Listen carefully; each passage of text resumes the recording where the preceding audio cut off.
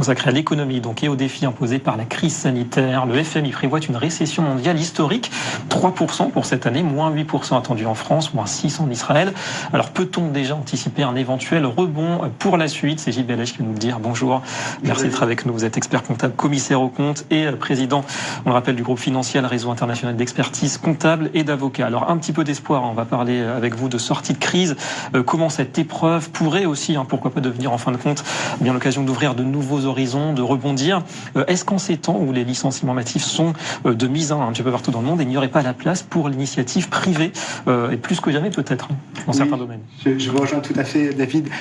Aujourd'hui, l'important c'est aussi d'analyser la causalité. La causalité, ça n'est pas un effondrement du marché financier comme on a pu le connaître, c'est une pandémie. Cette pandémie-là, elle a changé la donne dans l'exercice des business en tant que tel, c'est-à-dire la proximité et la manière de travailler et de collaborer en équipe, mais en tout cas, elle ne présente pas des inconvénients qui soient suffisamment lourds pour qu'on ne puisse pas trouver des solutions. Il y a une expression américaine qui dit « When you got lemon, sell lemonade ». On doit aujourd'hui se dire qu'est-ce que nous avons dans les mains pour rebondir et avoir une nouvelle manière de développer son marché. Donc rien n'est insurmontable, c'est le message. Alors plus généralement, on sait que pour de nombreux secteurs liés au tourisme notamment, il y aura des restructurations qui pourraient profiter à certains grands groupes, d'ailleurs les plus forts évidemment. La restauration, est-ce qu'elle peut y échapper avec la notion, comme on le sait, de proximité, de fraîcheur des produits consommés? Il y a une carte à jouer peut-être? Oui, déjà en fait, le secteur de la restauration, qui est un secteur traditionnel, avait déjà commencé à anticiper. En 2018, des compagnies comme Uber Eats ou comme Deliveroo avaient réfléchi au principe des ghost kitchen, des cuisines fantômes. Qui est un phénomène qui est incroyable aux États-Unis et au Canada également. Et ce Covid-19 vient bouleverser la donne. Pourquoi? Parce que maintenant, on va devoir accélérer la rapidité de transition. Et ça, c'est quelque chose qui va être identique à tous les marchés que l'on va évoquer à présent. C'est on accélère l'obligation de changer nos habitudes. Et en l'occurrence, les ghost kitchen, c'est quoi? C'est pas de restaurant physiquement, pas de frontline, pas de serveur, pas de cuisinier à bord, mais par contre, une cuisine centrale qui va avoir pour effet de commercialiser les plats principaux de certains chefs ou alors des licences de cuisine qui n'existent pas dans notre propre ville. On va vouloir retrouver, par exemple, notre habitude d'un restaurant fameux aux États-Unis chez Schwartz et le retrouver à Tel Aviv. Eh bien, on aura la possibilité avec cette cuisine centrale d'avoir une carte virtuelle avec les plus grands plats que l'on connaît de tous les plus grands restaurants dans le monde, avec des licences. Bien sûr, on paiera pour avoir droit à ces licences-là et on va avoir de la livraison. Donc, ça fait appel à du Deliveroo, mais ça fait appel avant tout aussi à de la cuisine centrale, des licences et une autre manière de consommer la restauration. La cuisine sans frontières, une autre forme de mondialisation finalement. Oui, c'est 20 billions de dollars prévus sur ce marché en 2022. On ne parle pas d'un petit phénomène. Quelle place, effectivement. Alors parmi les secteurs aussi qui risquent fort de devenir encore plus incontournables dorénavant, il y a tout de même tout ce qui tourne autour de la santé, c'est évident, dont ce qu'on appelle les consommables médicaux, le matériel médical. C'est un potentiel Eldorado qu'il faut surveiller évidemment aujourd'hui. Oui, alors là, c'est assez incroyable. On trouve dans tous les réseaux sociaux des ventes de masques jetables, de blouses, de masques, et on se dit, est-ce que le marché est là pour absorber tout ça? Ça fait un peu penser au phénomène de la téléphonie mobile où les gens sont arrivés après la course en fait, puisque là, la grande distribution va s'œuvrer dès le 4 mai 2020, donc dès demain. Donc on a un fort risque d'avoir un marché qui va être très concurrentiel dans la grande distribution. Donc mon conseil, c'est de ne pas trop miser sur ce secteur.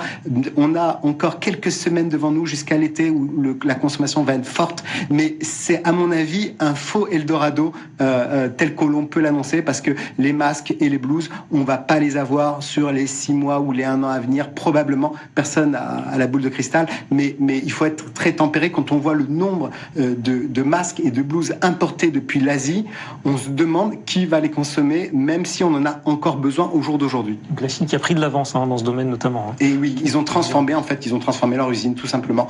Comme en Inde d'ailleurs, ils ont une capacité d'adaptation qui est incroyable.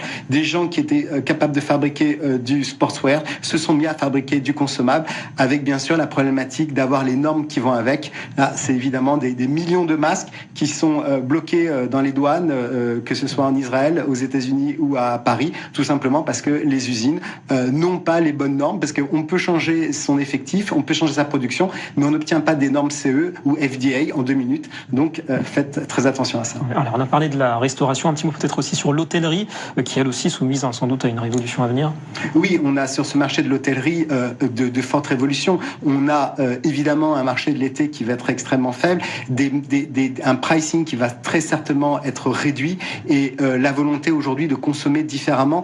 Par contre, une très forte progression à venir des marchés du type Airbnb ou HomeAway avec la location saisonnière. On va un peu moins à l'hôtel et un peu plus dans la... Mec pour l'hôtellerie. Et puis évidemment la question du financement, Gilles Ballet, avec de beaux jours peut-être à venir pour le crowdfunding, le fameux crowdfunding, le financement participatif. C'est ça. Alors on évolue dans les marchés, mais on évolue aussi sur le financement. On voit les taux d'intérêt qui augmentent. Et donc aujourd'hui, on a la collectivité qui veut souscrire. Et le crowdfunding, c'est pas nouveau, c'est la possibilité de pouvoir souscrire individuellement à une action d'une société donnée, à une start-up ou à une société physique. Eh bien, on prédit un doublement de l'investissement en crowdfunding en 2020-2021. Donc, de chez soi, on a les projets, la consultation, on souscrit 100 euros, 500 $, ou 10 000 shekels. Mais en tout cas, on souscrit à distance. Et aujourd'hui, c'est de l'investissement entrepreneurial qui est encouragé. Et les banques aussi sont peut-être en train de surveiller ce créneau-là. Elles pourraient proposer une offre de crowdfunding? Oui, il y en a pas mal qui commencent à rentrer dans la plateforme du crowdfunding. Ils n'y étaient pas rentrés jusqu'à maintenant parce qu'ils privilégiaient le retail.